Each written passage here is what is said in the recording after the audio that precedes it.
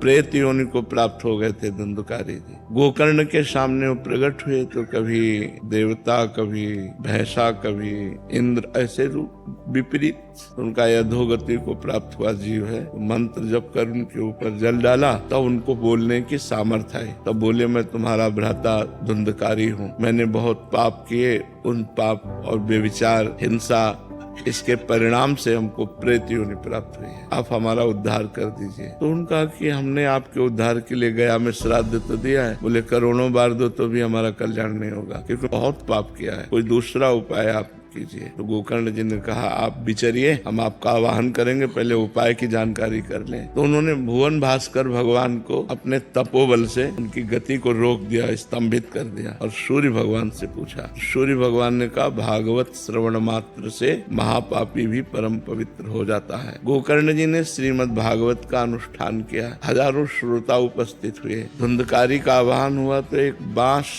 7 गांठ का उसके ऊपरी छिद्र पे बैठकर वो प्रेत सुनने लगा। प्रथम दिन प्रथम खंडन गांठ का हुआ, इस तरह से 7 गांठें फटी और वो दिव्य भगवत स्वरूप होकर प्रकट हो गया। प्रेत योनि से मुक्त होकर भगवत स्वरूप और विमान एक आया और धुंधकारी उसमें बैठ करके परम धाम को जब जाने लगे तो गोकर्ण जी ने रोक दिया। भगवान के पार्षदों से कहा, एक ही विमान क्यों, ये और भी श्रोता है, सबके लिए विमान क्यों नहीं लाए? तो उनका और श्रोताओं ने श्रवण किया, केवल मनन नहीं किया। ये भूख और प्यास सहता हुआ रात दिन कथा का श्रवण और मनन करता था, तो मनन के प्रभाव से विमान आया है, श्रवण के प्रभाव से नहीं, मनन के प्रभाव से विमान। अब अगली बार जब कथा कहिए तो सब श्रोता आपके श्रवण करें और मनन करें, तब फिर इनका उद्धार हो। तो अगली बार कथा कही और जब सबने मनन किया तो शास्त्रों विमान आए और सब भगवान के